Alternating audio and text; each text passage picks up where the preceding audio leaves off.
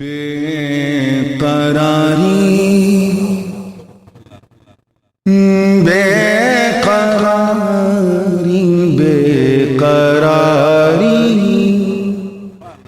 थी नींद आ गई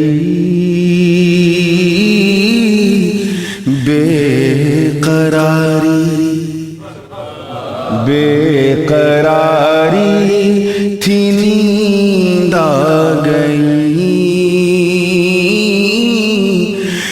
लब पे जब उनका नाम आ गया बेकरारी थी नींद आ गई लब पे जब उनका नाम आ गया बेकरारी थी नींद आ गई लब पे जब उनका नाम आ गया बेकरारी थी नींद आ गई लब पे जब उनका नाम आ गया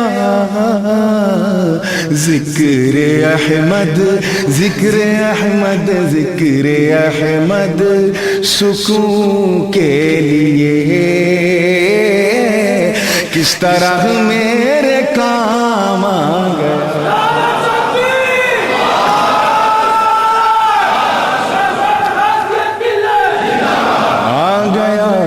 ज़िक्र अहमद सुकून के लिए किस तरह मेरे काम आ गया।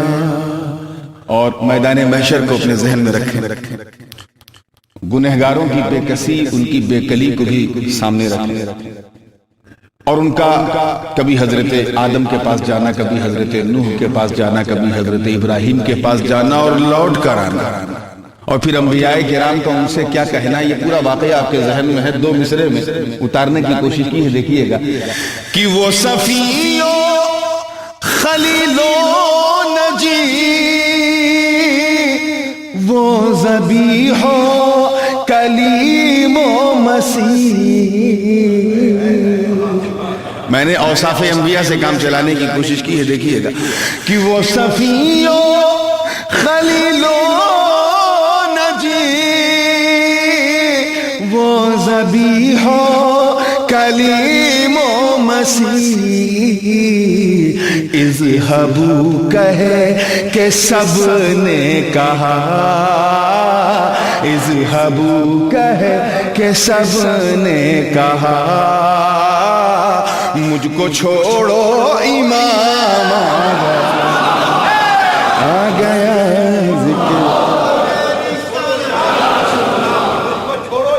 इज़हबू कहे कि सब ने कहा मुझको छोड़ो इमाम आ गया ज़िक्र अहमद सुकून के लिए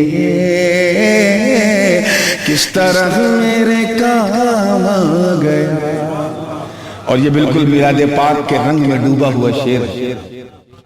और इस शेर की खूबी ये है कि सुनकर जिसका चेहरा खिल जाए, हम ऐसे ही जैसे आपका अभी खिला, जिसका चेहरा खिल जाए समझ जाओ। और किसी साहब का ये शेर सुनने के बाद अगर चेहरा उतर जाए, वैसे इम्कान इस मस्जिद तैयबा में ऐसे लोगों का आने का कम है, लेकिन गलती से कोई आ जाए और चेहरा उतर जाए तो समझ जाना अपना तो नहीं लगता, कहीं और से आ गया। तो शेर सुनने के बाद दाएं बाएं का एनवायरनमेंट भी देख लेना कि क्या लेके आया, ये कीना लेके आया है या आका का मदीना लेके आया। शेर की कैफ के रंग को महसूस कीजिएगा। मिलाद का शेर मैं इसके बाद सुनाता हूं, पहले वो अकीदे वाली जबान सुनिए जिसका मैंने जिक्र किया कि फर्श वाले पढ़े झूम कर عرش والے کہیں لب بلب، توجہ چاہوں گا، فرش والے پڑھیں جھوم کر، عرش والے کہیں لب بلب، مصطفیٰ جان رحمت پہ جب مومنوں کا سلام آ گیا،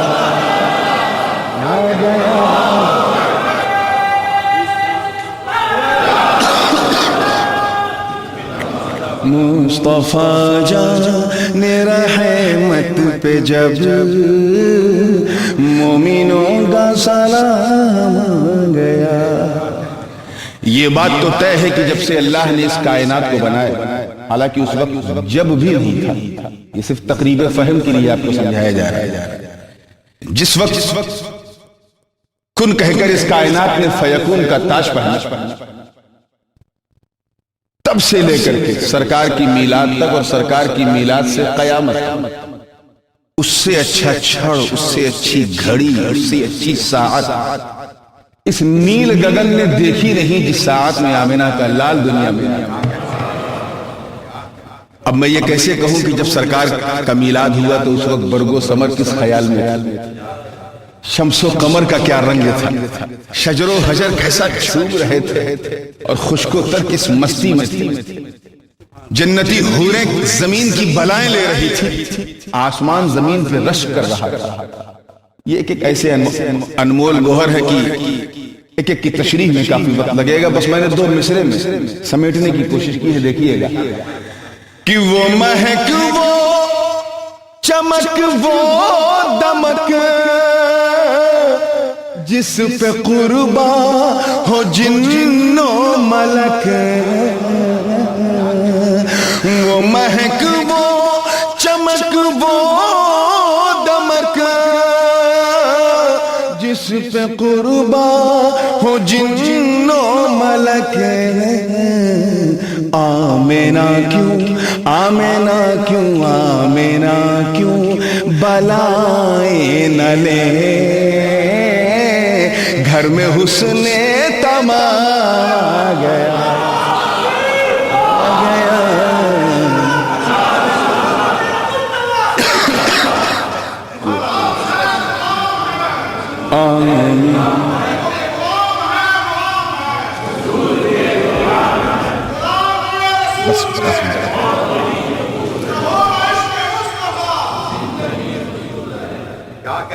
آمینہ کیوں بلائیں نہ لے،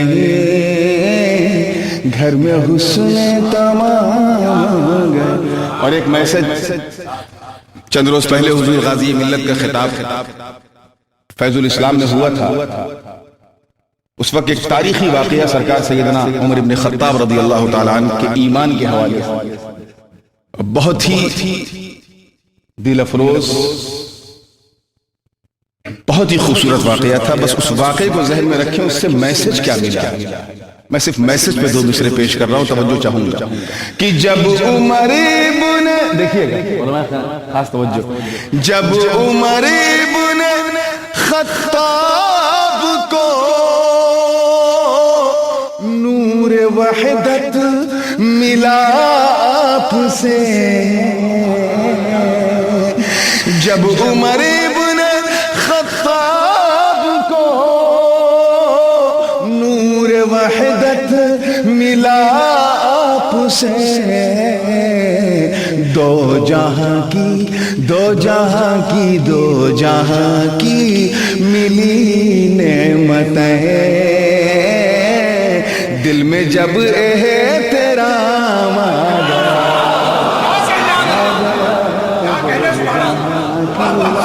ملی جب حضرت فاروق اعظم نے جبین نیاز خم کی اور دامن مصطفیٰ کو پکڑا، تب انہیں دونوں جہان کی نعمتیں ملی، دو جہاں کی ملی نعمتیں، دل میں جب احترام آ گیا۔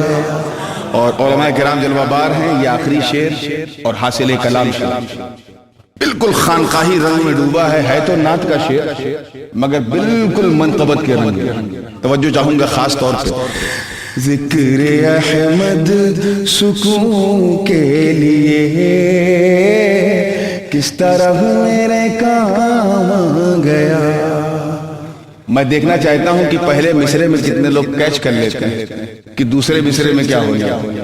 خاص توجہ چاہوں گا کہ وہ مدینے سے پھوٹی کرن آئی سنجر سے اجمیر کو. وہ مدینے سے پھوٹی کرن آئی سنجر سے اجمیر کو.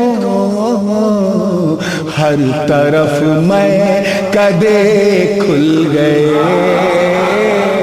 ہر طرف میں کدے کھل گئے, سب کے ہاتھوں میں جام آ گیا, آ گیا.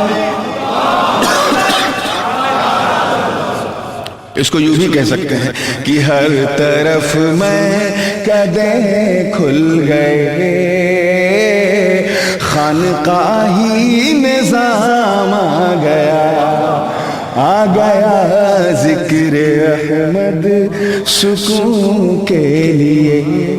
اب دل تھام کے سنیے گا, یہ مقطع ہے اور بہت نازک ہے, اور بڑے بڑے اساتذہ اردو زبان کے یا تفقہ فی الدین کے مالک, ان کے سامنے میں نے یہ کلام سنایا بھی ہے, اور اس مقطع کو انہوں نے حاصل کلام کہا, دعائیں بھی دی. یہ اتنا نازک مقطع ہے, اتنا نازک مقطع ہے کہ پہلے مصرے پہ اگر آپ نے نتیجہ نکال لیا تو لینے کے دینے پڑے. اس لیے میں چاہتا ہوں کہ جب پہلا مصرع ہو تو آپ چپ رہیں, دوسرے مصرے کا انتظار کریں. اور میرا دعویٰ ہے کہ دوسرا مصرع پورا کان تک پہنچے گا بھی نہیں کہ پورا مجمع سبحان اللہ. بہت نازک شعر ہے. علماء جانتے ہیں کہ معطوف معطوف علیہ کے درمیان جو یہ حرف اور ہے یہی قابل غور ہے شعر. اسی لیے معطوف پر کوئی عقیدہ اس وقت تک نہیں بنایا جائے گا جب تک کہ اور کے بعد معطوف علیہ کا ذکر نہ. تو پہلا مصرع جو ہے یہ معطوف علیہ, دوسرا مصرع معطوف. اب اس طرح سے معطوف علیہ کی جو نسبت عطفیہ ہے اس کو ملحوظ خاطر رکھیں گے تو انشاءاللہ تعالی کوئی دقت نہیں ہوگی سمجھنے میں. شعر دے رہا ہوں, پوری زندگی کے ساتھ دیکھیے گا. ذکر احمد سکون کے لیے کس طرح میرے کام گیا. عجیب و غریب تمنا. آپ سوچیں گے یہ نورانی میاں کی ہو سکتا ہے ان کی ہی تمنا ہو, ہماری یہ تمنا, مگر دوسرا مصرع پہنچتے ہی آپ کہہ دیں گے صرف آپ کی نہیں ہم سب کی تمنا. بڑی عجیب تمنا ہے, دیکھیے گا کہ نور محشر میں اٹھے اس طرح بیڑیاں ہو پڑی پاؤں میں. نور محشر میں اٹھے اس طرح بیڑیاں ہو پڑی پاؤں میں, اور آقا کہے چھوڑ دو یہ تو میرا غلام آ گیا,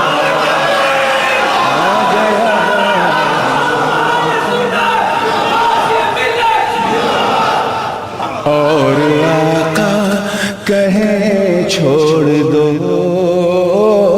یہ تو میرا غلام آ گیا. آ گیا بے قراری تھی نیند آ گئی,